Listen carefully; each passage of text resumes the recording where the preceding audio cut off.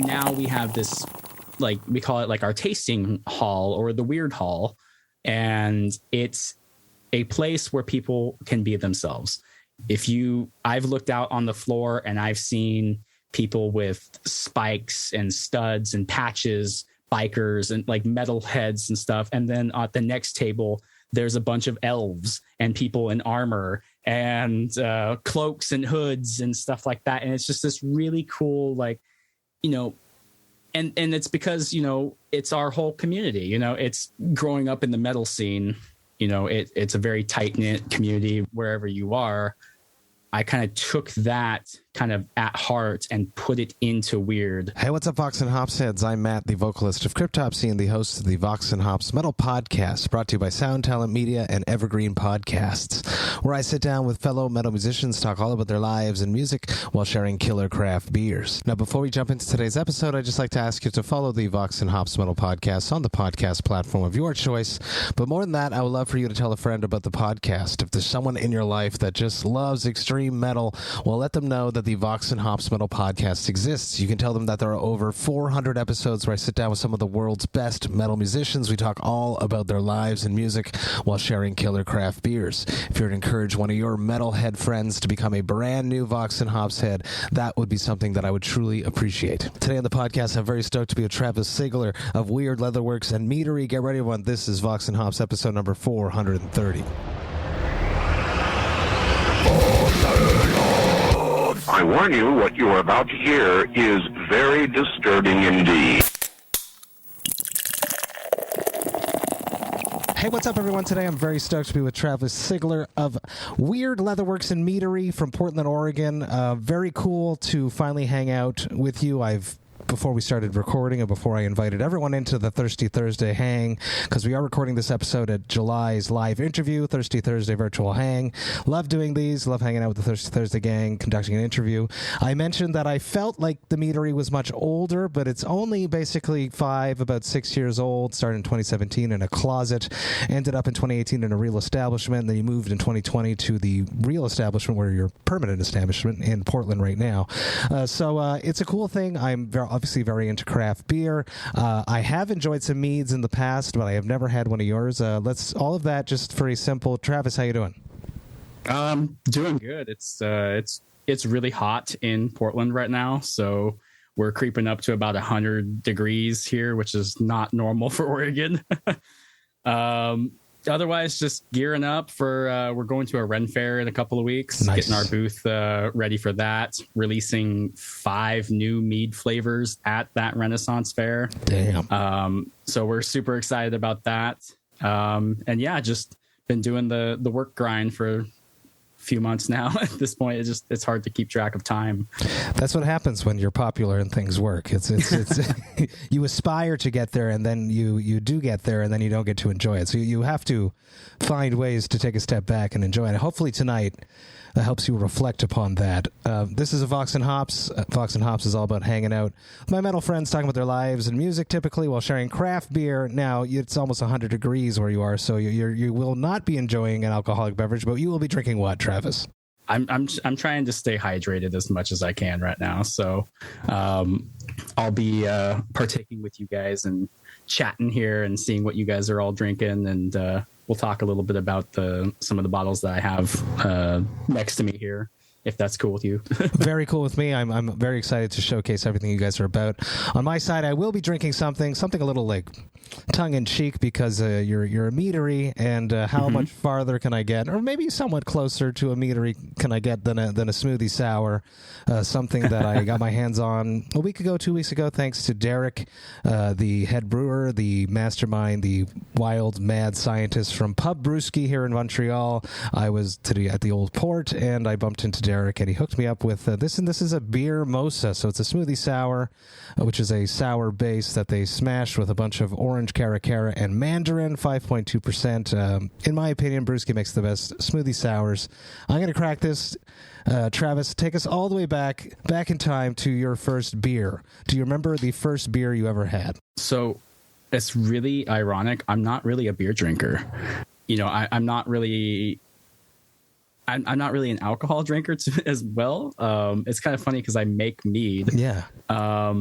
But mostly growing up, it's always been medieval fantasy, like your Lord of the Rings, Game of Thrones, Narnia, all sorts of stuff in those realms. So mead has always been on my radar of things. Beer wise, it's mostly, I like sweet things. So for me, it's more of, if I can find something that would be like, when I did drink some beer, it was, what's that stuff called?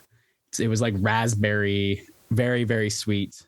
It hypothetically might be a smoothie sour, which I think you might enjoy this one. If you like orange juice, mimosas, basically, you might enjoy this. So cheers. I like orange juice. So you might enjoy this one.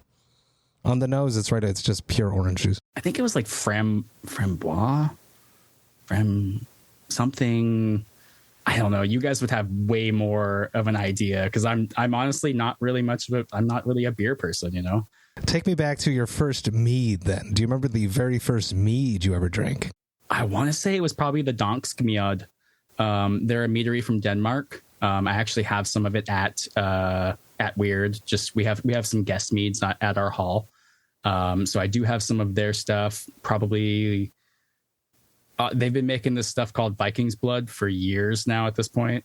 So before I started Wyrd, we would have like these like medieval barbecues. There you go. Yeah. Yeah. Mike Neely's drinking it right now in the Mike's got some Viking Blood there. So that's a hibiscus and hops.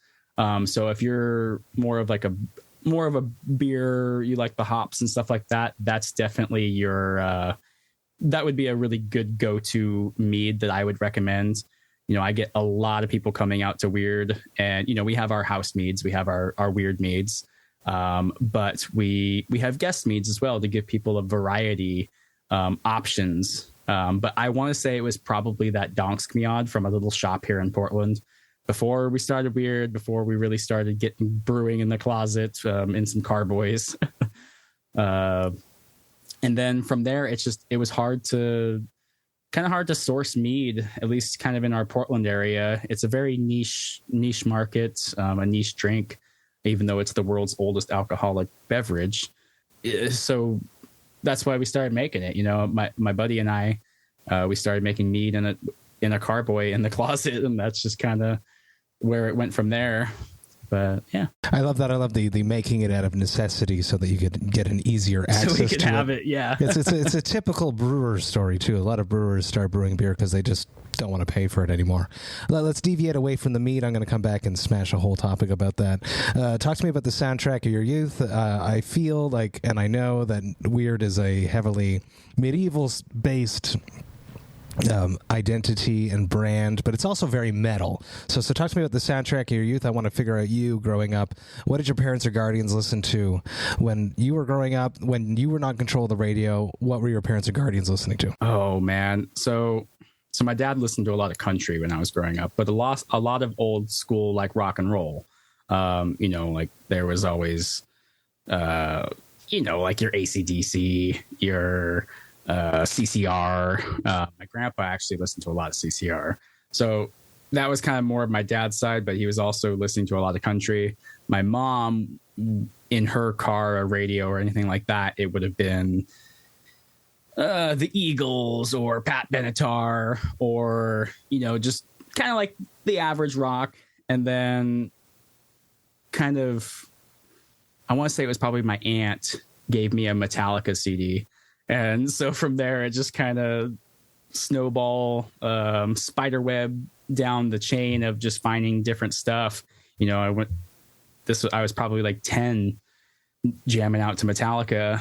And then from there, it was like I discovered like Exodus and, Slayer and all these old school thrash metal bands. And then kind of just branched my way out, finding as much new, to me, new at the time, well, it's new to you. It's not new. Yeah. It's not your new experience with the material. So I went down to this day, I've got like a whole like Ronnie James Dio half sleeve going on. And so Dio to me is like top tier, always will be one of my favorite vocalists. All of one of my favorite musicians of all time. So it just kind of rolls, just, I don't know. I just went down that deep hole, found all of like Dio and Rainbow and Saxon and just all sorts of stuff. But yeah, that would be a lot of my high school era. How about your first live music experience? Do you remember the very, very first show you went to go see? I want to say I went to, I think it was Journey, Foreigner, and Night Ranger. That's fucking sick. I think that was that lineup. But then I also saw Poison and somebody else. Like they were like a week apart, so I get those two really, really mixed. That was a good month there. Very good month, right there. Yeah. How old were you at that point, and what was going on? Were you already enthralled with metal music at that point? I want to say I was probably like 12, 13, somewhere around there. And then after that, like immediately following that, it was like, all right, I'm going to Exodus. And that was my first like mosh pit. thrashy wall of death kind of. Oh shit. Were you ready? Were you there, or were you in a safe spot?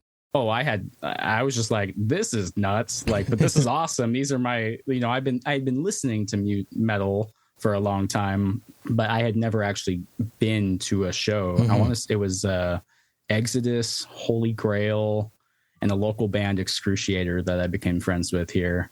And that was just, after that, I was hooked. I was going to shows. I've been to hundreds at this point, so just down that rabbit hole. I think that's amazing. But you never yourself, and I could be wrong here, you never became a musician yourself. It was always from a fan's point of view. More of a fan's, I've dabbled, but it was never really my thing. I was always more of the, when I kind of first started in the scene here in Portland, I originally wanted to be like a video editor, trying to help local bands get some of their stuff out there, gets videos up on YouTube, any sort of audio, that kind of stuff. So I was kind of dabbling into the video editing, audio kind of recording world of things for years in our local scene, and just really, I've always been a real like community support kind of person. So trying to just get people's stuff out there, really hype it up, and expose people to the music of our local area. Hell yes. Everyone that is involved in a scene is very important, from the people on the stage to the people outside. Video editing, being people that just talk about bands that they love. It's a community, and that's what makes bands work. That's what makes bands works, is the community around them. It's more than just the center of the flower, let's say, and then there's all the petals that surround it that expand out, that causes a band to have success. So cheers to you for doing that for so many years. Before Wyrd became such a big part of your life, you got into leather making. Talk to me about that. You had a brand. Your artist name was Obsidian Crow. Talk to me about that, about the passion of getting into making leather objects. Obviously, there's the whole medieval aspect of it, that huge interest of yourself. Maybe we should back up even further, unless you want to answer it in this question, is at what point did medieval folklore and all this passion become such a huge part of your identity? So I was going to a lot of concerts and doing a lot of that stuff, but growing up my whole life, I've been reading like high fantasy literature and all of that kind of stuff.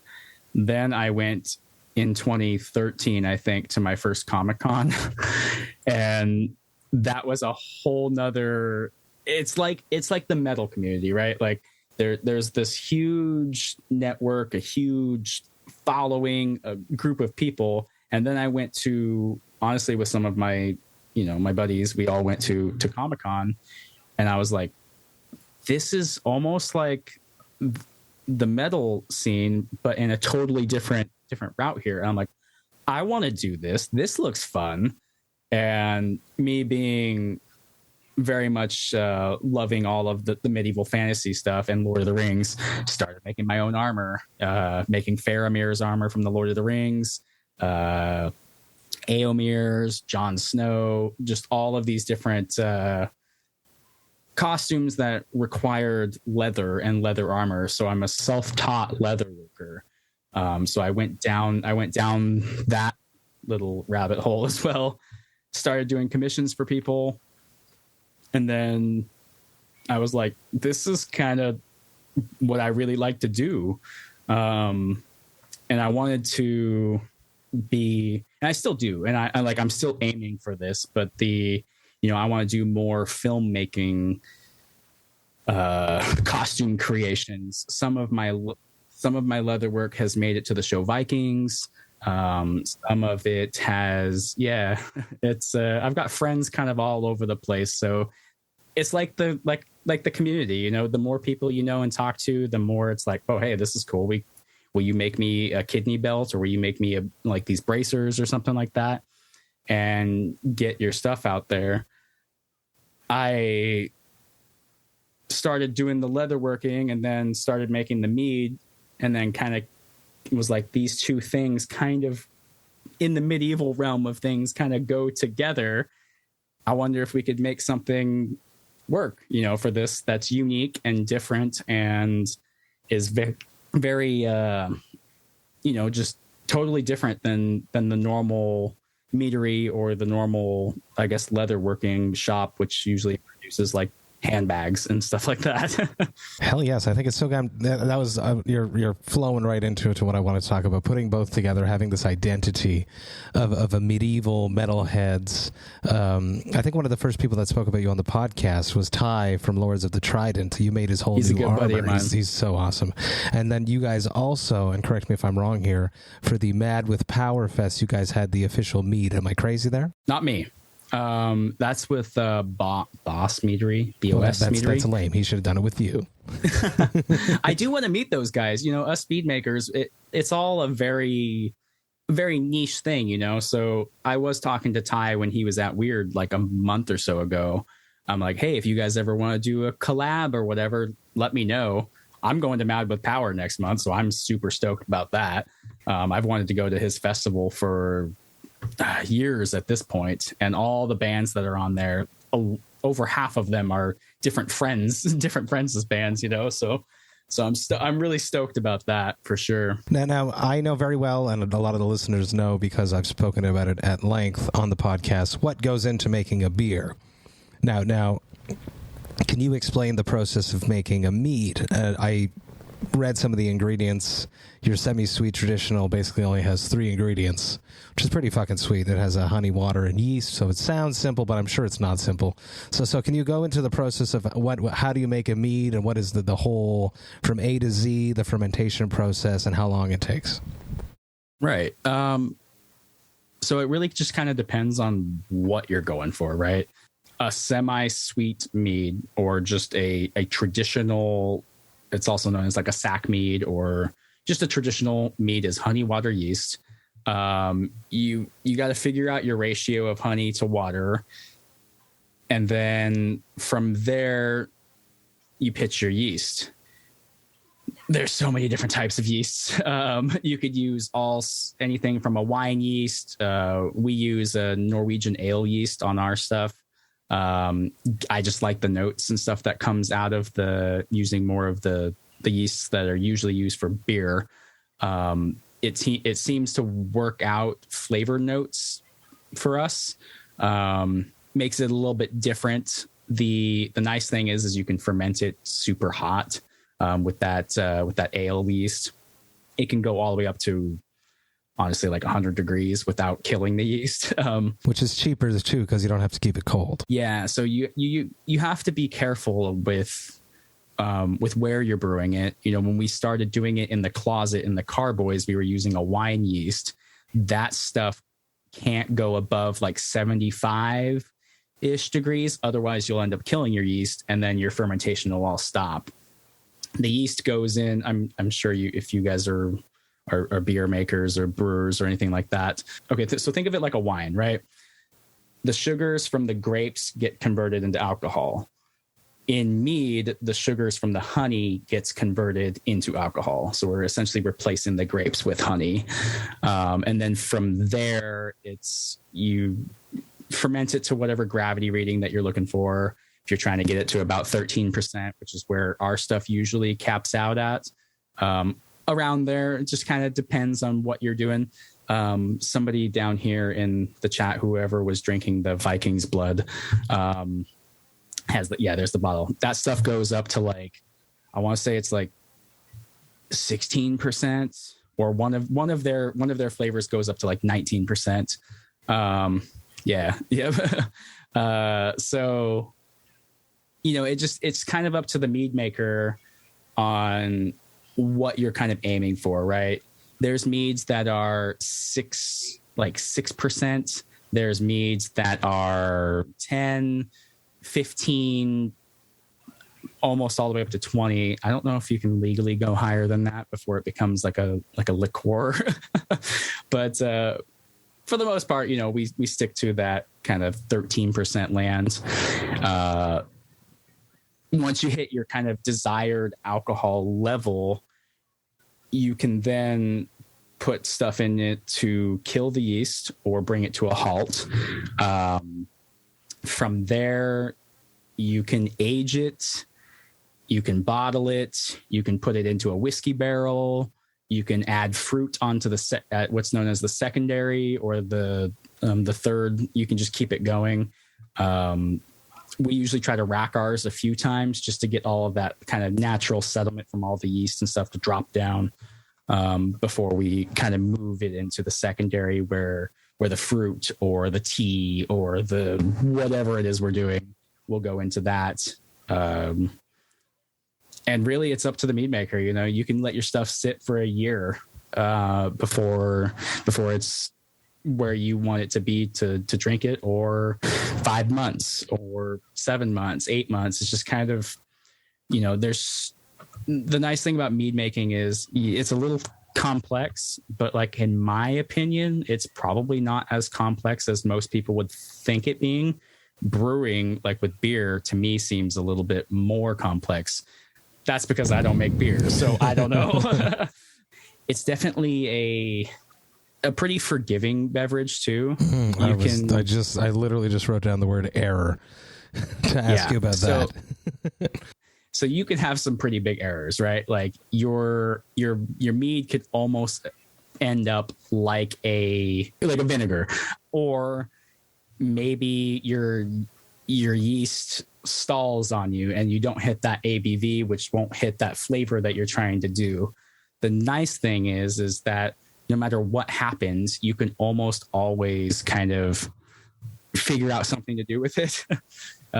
If you're like, oh, I'm trying to make this, but that didn't work out, you can be like, okay, so now we're going to turn this 9% mead into a whiskey barrel aged 9% mead or something, and at least have a product out there. So it's not like in the brewing world where if it goes terribly wrong, you got to dump it. Yeah. I mean, there must be sometimes it's just not salvageable. Yeah, sometimes, but not all the time, I would say. It sounds like it's a good thing, because one of the other things that came out as you were speaking before was that it seems to take a lot of space. Breweries like to fill their fermenters and then flip them over very quickly. Lagers 6 weeks, IPAs 3 weeks, just pumping out products. Whereas meads, you got to hold on to this to 7 months to longer. So you need to have space. Is what the vibe I'm getting. Yeah, it really just depends on like what you're trying to do, right? So, like a session mead. These are the meads that I kind of recommend to people. If, let's say you come in and you're like, I'm a beer person, I've never had mead before, what do you recommend? I'm like, okay, so either it's going to be something like the Danskmead with the hops in there already, or a session mead is a great way. It's a lower ABV carbonated, so you get like a pint of it, and we make our house sessions as well, but it's a kind of just a great way. We did one that was spruce tips and hops. Oof, right? And it's a mead. Awesome. So it's very beer-ish, but it's if somebody came in and was like, I drink beer all the time, I've never had mead, I'm like, spruce tips and hops, try this. Or even just our semi-sweet flagship flavor, it's a really great introduction. But the session meads are definitely a good introduction as well. Those ones, that's what I was getting at. Timeline. The session meads, we can crank them out in like almost like a beer, or whatever it is you were saying a second ago. 3 to 6 weeks, let's say. Yeah, like a 6-week time frame. Whereas the still meads are definitely more wine-like and have to go for anywhere from 4 months to whatever it is you feel like doing. I've aged stuff on a whiskey barrel for 5 months, when it's the mead has to finish. Exactly. And then from there you have to age it even longer on the barrel. So it's like, sorry, when you say session, I'm imagining it's not like a session beer that's 3 to 4%. You're talking around 5-6% because a standard mead is 12.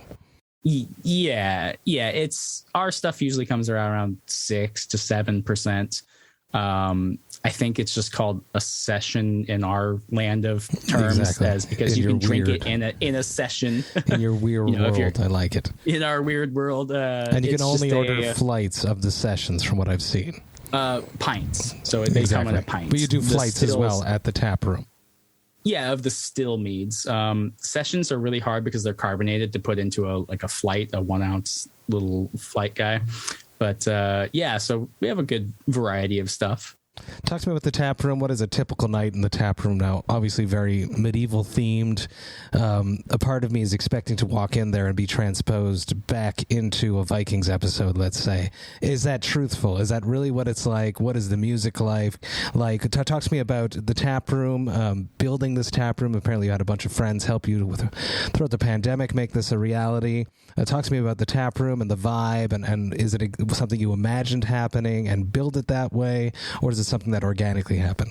I would say that it was something that kind of organically happened, right? So we had a little tiny shop before the pandemic, and then in 2020 we kind of found this location, and it wasn't technically up for rent. We had to talk to the building owner at the time. The space had a lot of potential, and I could just see the, like the leatherworking shop area. Here's the bar. Here's where people could come up and drink at the nice wooden log style bar. The building already had like these like stone like fireplaces kind of in place. Just meant to be, yeah.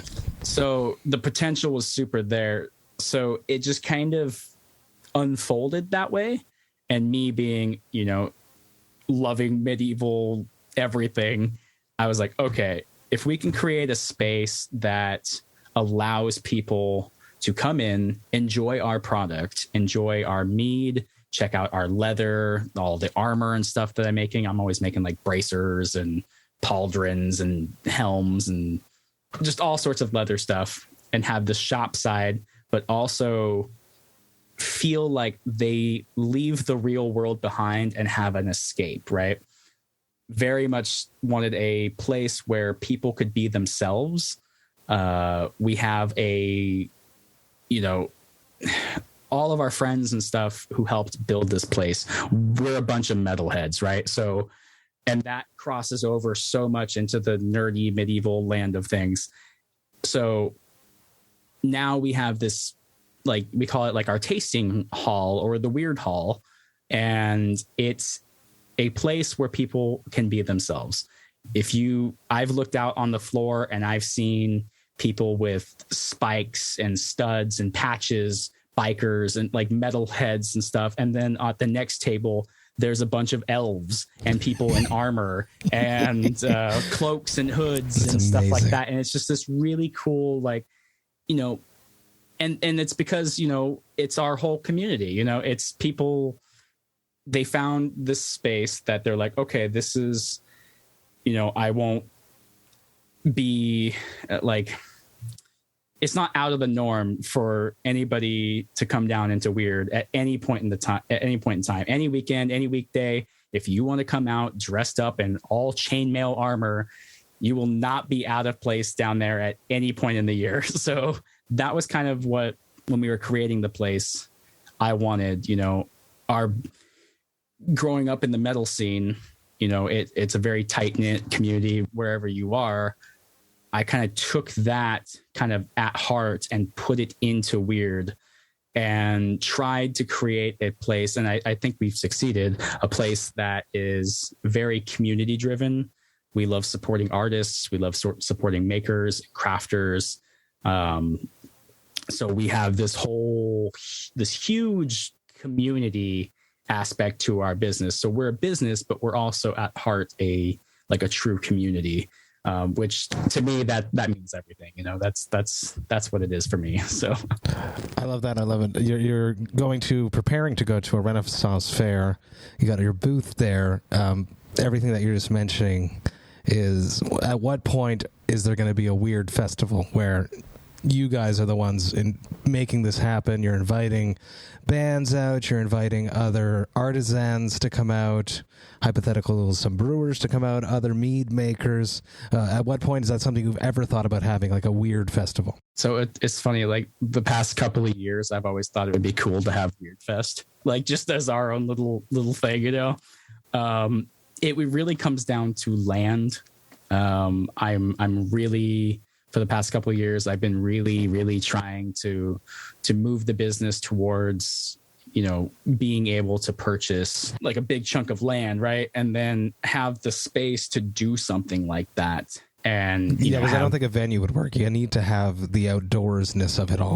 We would want to be, I think, outside. Some hard LARPing, yes. Yeah, like I want people in armor and chainmail and metalheads and an outside stage thing where people can do the music and stuff like that, which I think would be like super, super sweet.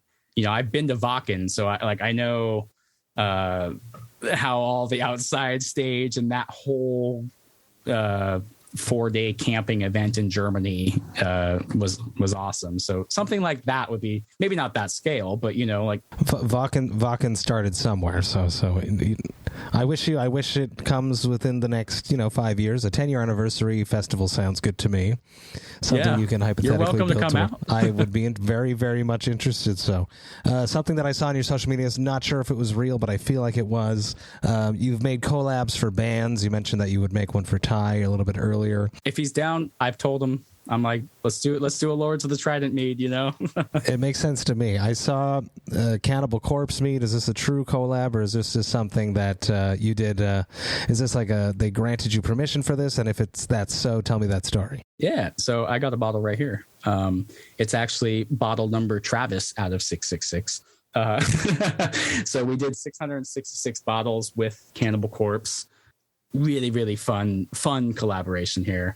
The story behind it is it's cool. So Alex and his wife, they kind of live here in Oregon, and his wife came out to Wyrd, and she was like, this place is super, super awesome. And she posted pictures on her social media.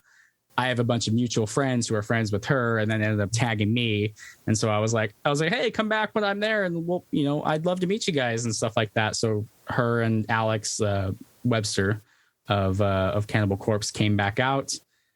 We got to chatting, and I was like, if you guys are ever down to do a mead collaboration, I don't think Cannibal Corpse has ever had a mead before. I've seen their beers and their coffees and stuff like that. I kind of showed them an example. We did another one called Queen of Hell with power metal band, a friend of mine. So we did a small collaboration with those guys. So I was able to show them, I'm like, hey, this is kind of what, we can do some fun, cool art on here and do something like this. And they were like, yeah, that sounds awesome. Let's do it.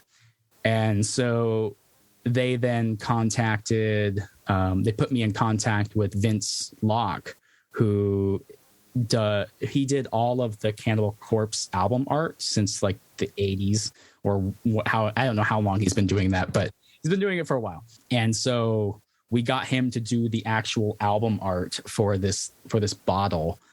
So we actually have an official Cannibal Corpse artist who has also done that. And it's hard to see, but there's like There's some there's some zombie Viking dudes jumping off a cliff, and there's a blood orange tree in the background.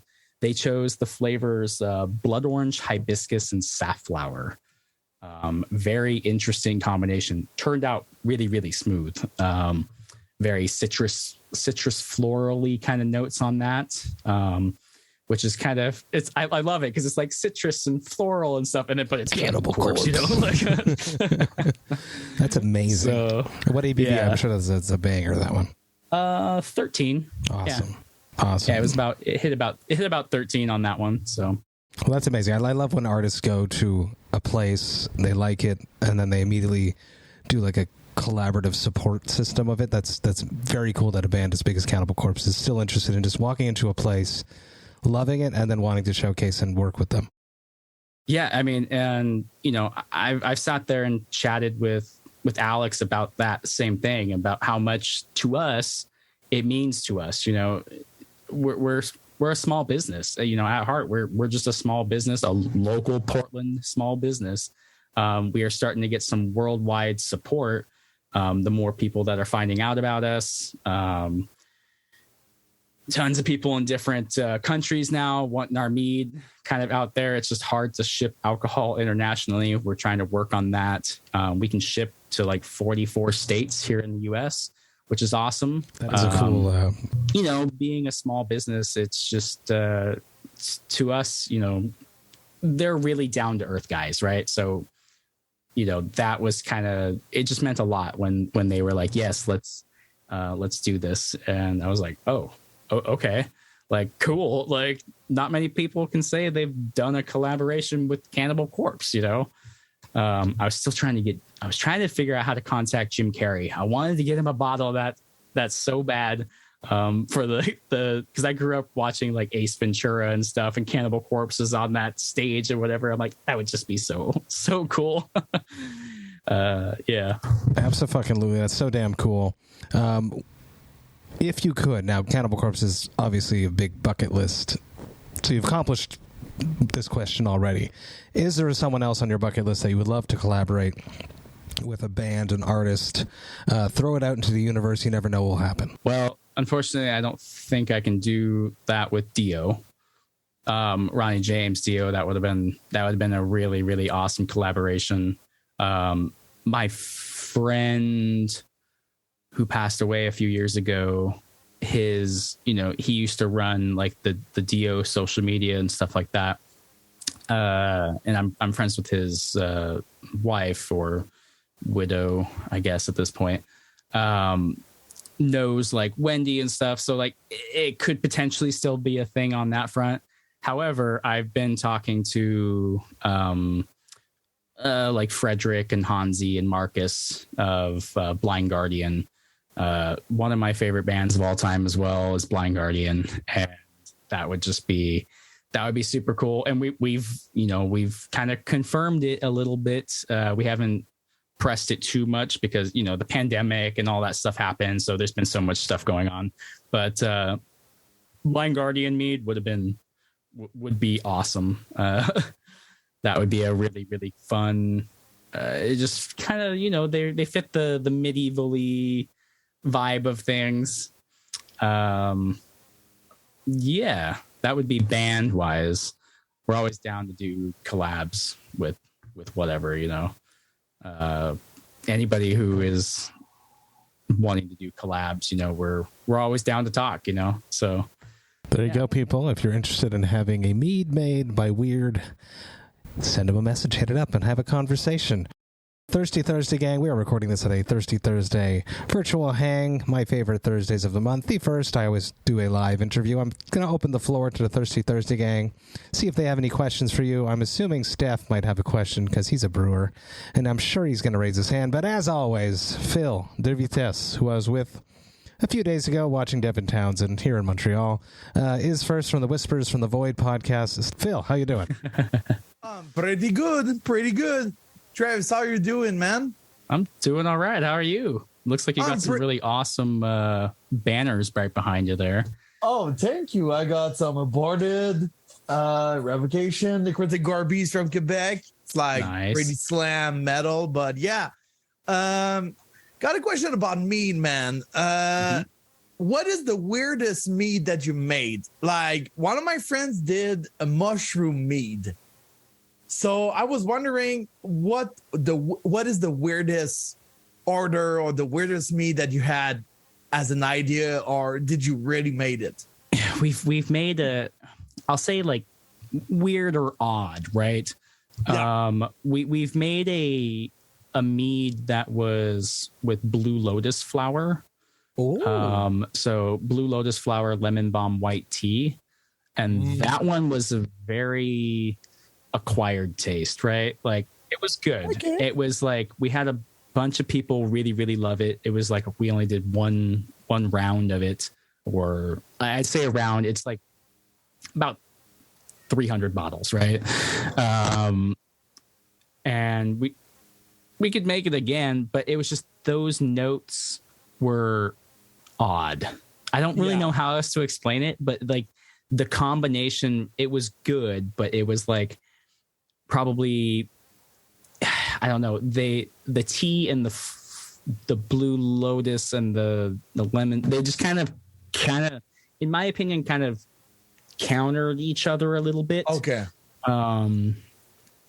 I've had we've tried a bunch of different honeys, which would make interesting meads as well. So that's another thing. Every honey type that you do, if you use a clover honey, a meadow foam, orange blossom, wildflower, I mean, the list goes on and on. You could make the same mead every single time, and every one of those meads will be tasting different. I have a buddy of mine who tried avocado honey, and I feel like avocado honey with a mead would be a pretty odd one. And another idea that I've kind of had as well is to make there's a honey called fireweed honey. Fireweed honey would just give it some different notes. So like the honeys will play a major factor in your mead as well. It could be anywhere from dark to sweet to meadow foam gives off vanilla notes. There's coffee mead, which you could make mead with coffee, but I'm talking like the bees harvest it from the coffee plant, which would give it some interesting kind of notes on there. However, one of the craziest like ideas that I've kind of been thinking about was, are you guys familiar with like those warhead candies? Like the old like sour warheads. I've seen people do stuff with candy, so I'm like, maybe I'll just take like a huge pack of those blue raspberry warheads and just chuck it in the mead and see what happens on there. Do better. Just put fucking malic acid in it. No. You put malic acid in your meat. There you go. That you would definitely have some, because the malic acid is what Wyrd is using for doing the Wyrd. Yeah. So you put malic acid directly in the mead and just throw some fruit or something in there and call it good. like you could put like some fruits, malic acid in the mead. Damn, that could be awesome. That would be like, hey, you guys want to come over and we're going to sit around a bonfire and drink this warhead mead? Like seriously, if you are doing it, I'm doing all the traveling from Canada to coming like to Oregon. That's where you're at, is Canada? Yeah, I'm in Quebec. Oh, cool. I'm in Quebec, like in the east. So yeah. Cool. I'm doing all the travel. I'm coming just to taste the Wyrd. Yeah, that would be probably one of my most crazy kind of ideas for a mead there. That would be awesome. Hell fucking yes, it would. Up next we have Steph from Podcrastination Podcast. Hey, how's it going? Cool. I'll have to get the name of your podcast. I like following other podcasts. Oh yeah, I barely update it. I mostly do videos now, but I mostly talk about cider and beers here in Quebec. Cool. Like Matt said, I'm a home brewer. I've been home brewing for a long time. I've been doing cider and fruit wine. I've done a few braggots and melomel and sizers and stuff like that. I've started my first batch of actual mead of like, I'm aiming at 14%. And this is all going to get super technical for people listening, but I've read that a lot of people do like the home mead and put like either raisins or put like black tea to get a tannin in there. I was like, how was it going to turn out if I don't do it? I was thinking maybe just putting oak chips or something like that, or is it still going to be just like sweeter or whatever at the end if I don't do this? You're just trying to get the tannins to come through, or are you? Yeah, kind of, because a bunch of places that I've looked, like a bunch of YouTube videos and shit like that, like they're like, oh, you have to do this or else it's not going to be good and blah blah blah. I'm like, well, what it's actually going to taste like? Because I've barely done anything like really above like 10% ABV before, except like imperial stouts and stuff like that. So it was already like sugary. But for the mead, like I'm not sure where I'm going like above, like I said, like 7 and 8%. Yeah. If you're just aiming for like the tannin notes, you can just throw in some wood chips. If you're wanting that oak flavor to come through on there, in regards to the raisin thing, I don't really use the raisins. It's just kind of a lot of the home brewers and stuff, you can use them. It helps with like a yeast nutrient. Give them a little bit of like go-go juice essentially. But you can also pick up like an oak stave. That's what I have. I already have a bunch of, I used to work at a brewery and I jammed a bunch of barrels that I chipped, and I have like a bunch of stuff already for that. So basically I can just like forget about the raisins and the tea and just let nature do its thing. Yeah. I mean, if you're just going for a traditional mead, because you said you've made braggots, which for anybody listening, a braggot is it's almost like a beer mead crossover thing.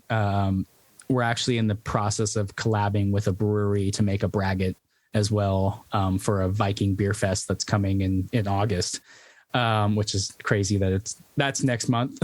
That's soon. Hope you have a recipe already. Yeah. So it's essentially mixing mead with beer.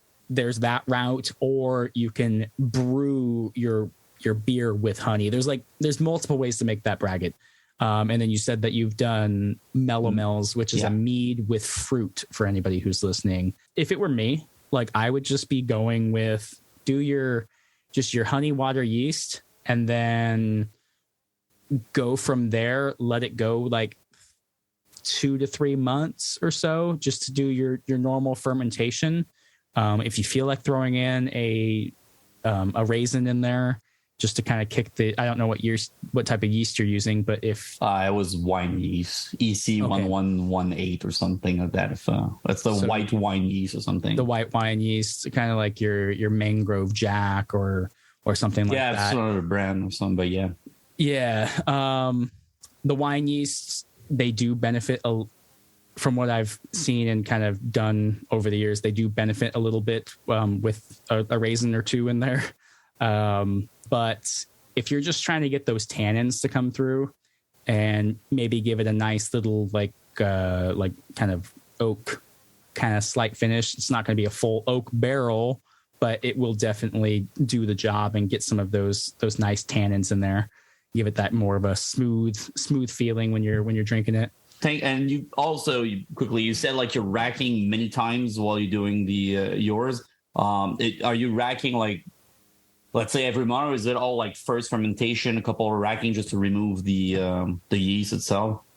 Do your base fermentation, get to the ABV that you're wanting to get to, and then from there add like a yeast killer or a stabilizer. Or you can just let it kind of naturally stabilize depending on what your production schedule is. Let it do its fermentation and stuff. Yeah, your schedule. Let it do its natural fermentation and stuff. And then when it's done fermenting and you've hit that ABV that you're wanting to, rack it over, get it off of all of that dead yeast and stuff. And then from there, add your oak chips or your stave. So really like a second fermentation from there. Yep, put it into the secondary and then go from there. Let it. You're depending on how far along you are on that. Let it go like 2 months or so on your primary. put it onto the secondary, let it sit on the secondary for like another month or so, taste it, see if it's where you like it. If it's where you like it, then my next recommendation was do it again. Move it over again, let it sit, because you never know what else might drop out of there. And then you do 3 to 4 racks, and you'll have a pretty smooth beverage, I think. All right, thanks, man. Yeah, of course, man. Hopefully that helped. Very educational. I like that very much. We have Metal Architect who's up next. What's your question, Jerry? Mine's on the leather side. You were talking about Vikings, which I was a massive fan of that show. Watched Hell it yeah. from like day one to all the way through. Same. So how did that become, like, how'd that like contract or like job, like how did you get that? And then like what did you do for the show? So I have a bunch of friends in like the film world of things, right? Just because of the connections and stuff I know. I have a couple of different friends who are background extras on the show. And so a few different shield maidens, warriors and stuff like that. So really it was just them. They were like, hey, like, can you make me some of this leather stuff? And from there, they had to present it to the costume department for approval. The film industry, especially when recording shows, is very, they want to make sure that these items that they're going to fit the vibe, right, that they're trying to do. It's nothing too out of the normal world of things. They want to make sure that it looks the part. And it passed. So it was just a really cool collaborative kind of thing, which hopefully will open up more doors. That's cool. I didn't mean to make that reference, but more doors for me to get my work out there into like the film world of things, because that's really what I've been aiming for a few years now.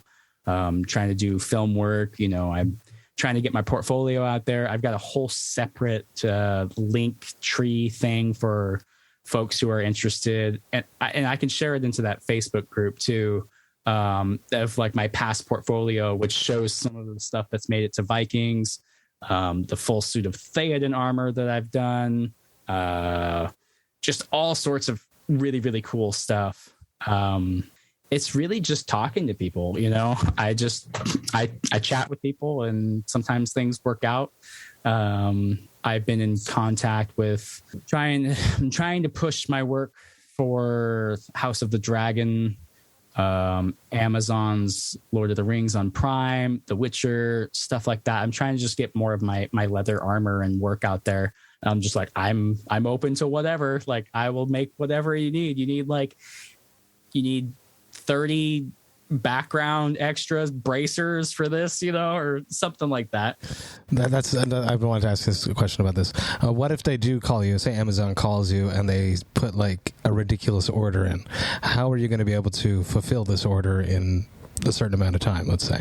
That is a question for future Travis when that happens. If that happens, I'll have to make it work out for sure, because I don't like passing up opportunities, so if it's something where it's like, hey, we need this, or we want to commission this piece or something along those lines, then I will put in the extra work. I'll make it work.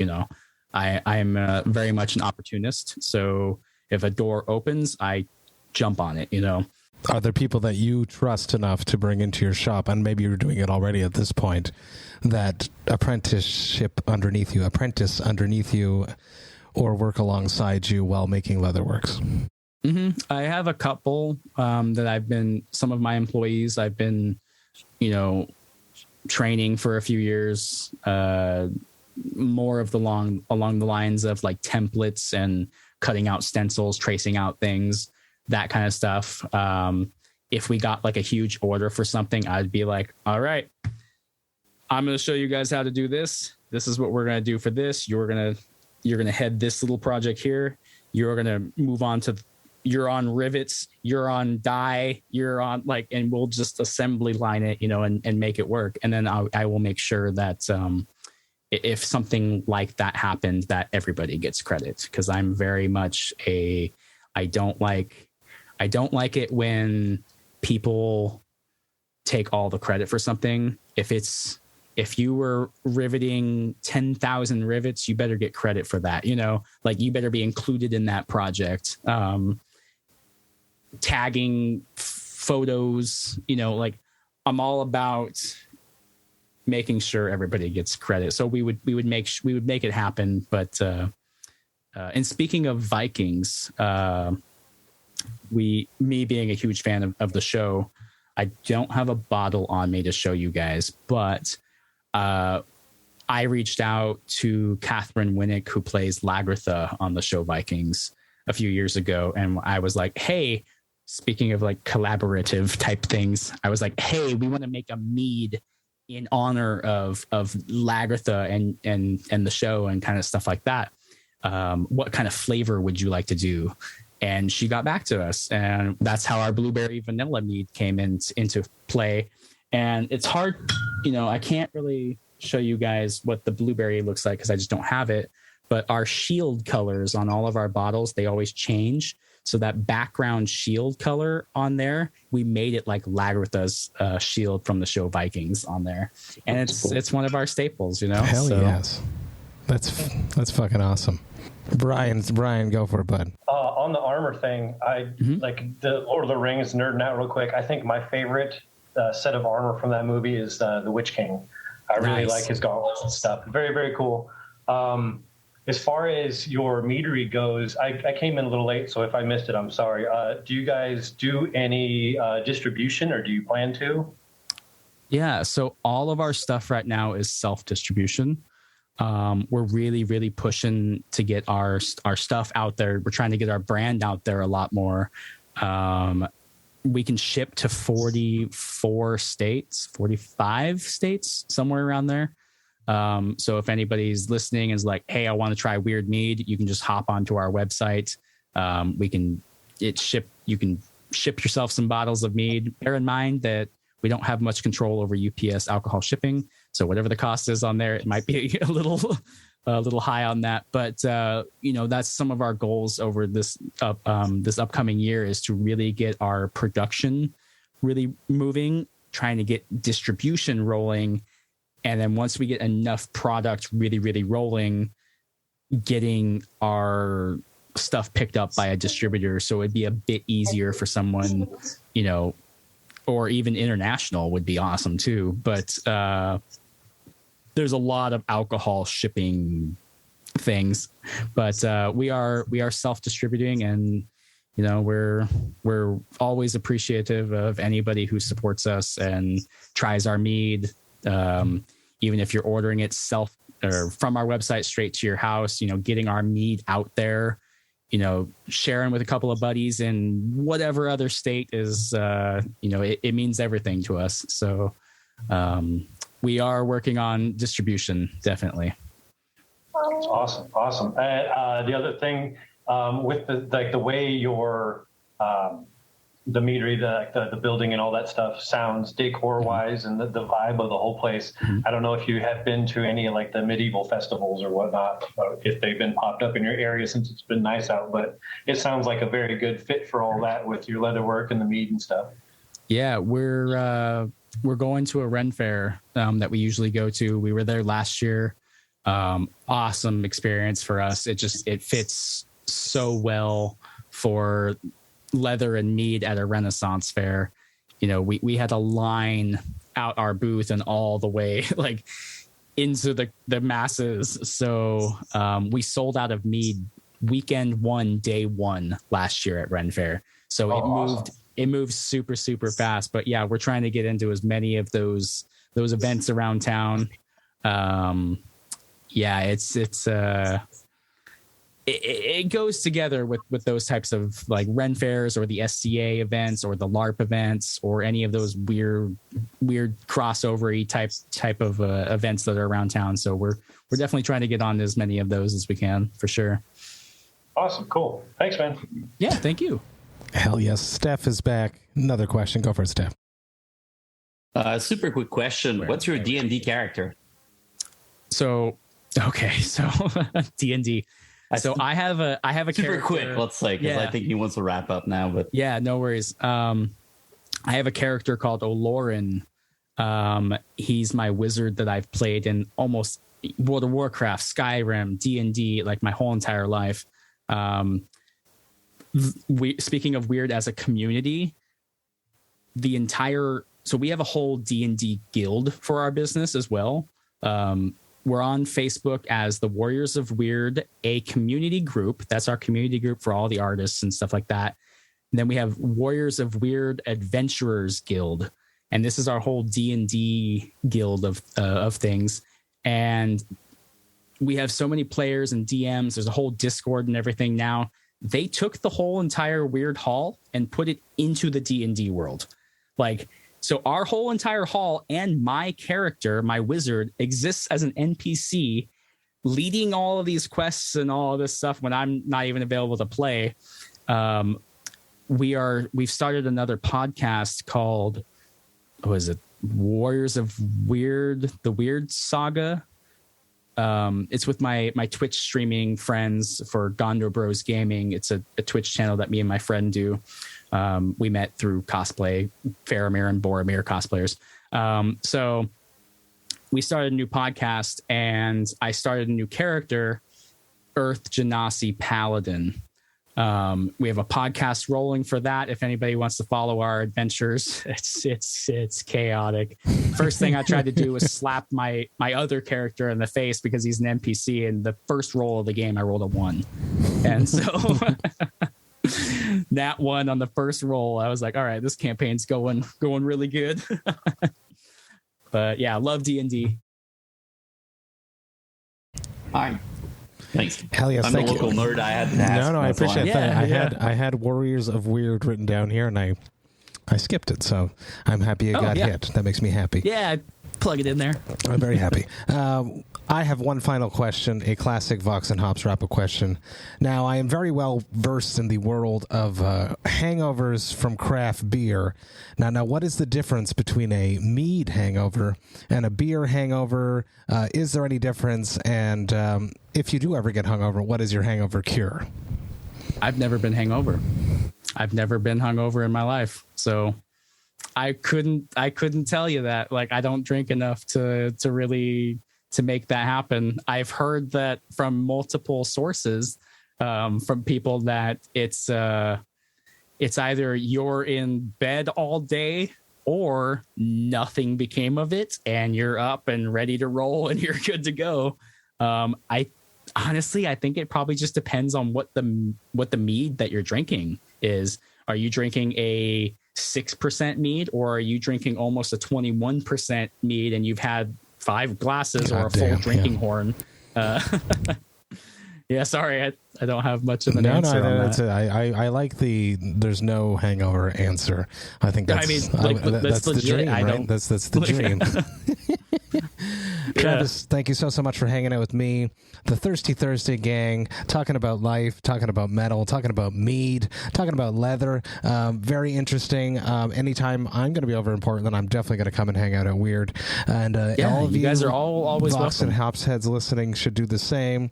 Go check it out, support it. They have a community. They believe in metal. They believe in crediting people where credit is due, and I like that very much. Travis, Thirsty Thursday gang, make some noise even though we won't hear it. It makes me laugh every time I edit the episode. So thank you so much. Give Travis a nice send-off. Cheers to you all. I appreciate you. Thanks, guys. All your voices. It always makes me laugh when I edit it. It just never works. Stopped.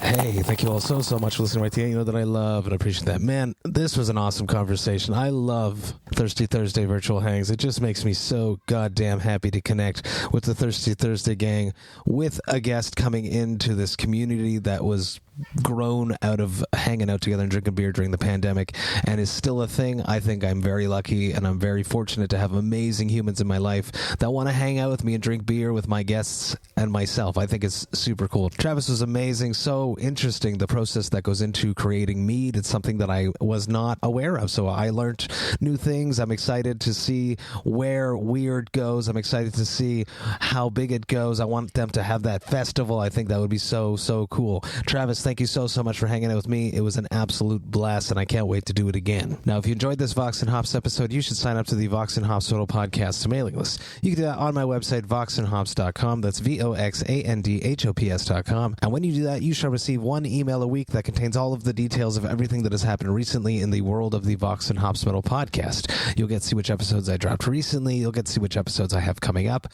You will also get to hear about any projects I have in the works before I announce them to the public. You will also get to hear about anything going on in the world of Cryptopsy, and there's a lot of stuff going on with Cryptopsy right now, so the mailing list will keep you up to date on that. You will also get to see which albums the Vox and Hops album review crew have reviewed recently, and you will get to see which albums Jerry Monk, Vox and Hops' metal architect, has added to the Brutal Awakenings playlist. If ever you're looking for new music to listen to, well, you should listen to the new Cryptopsy as Gomorrah Burns. Just kidding, but you should listen to it. Apart from that release, Jerry finds the best new releases and puts them all onto the Brutal Awakenings playlist for our listening pleasure. So check it out. It's available on both Apple Music and Spotify. There's always a lot of stuff going on in the world of the Vox and Hops Metal Podcast, and I hate when you miss a single thing, so please do me a favor and sign up to the mailing list. The Vox and Hops Metal Podcast is brought to you by Sound Talent Media and Evergreen Podcasts. I hope you have a killer rest of the week. I will be back next week with one episode that drops on Tuesday. But until then, remember to enjoy life, metal, and craft beer. Cheers, Vox and Hops heads.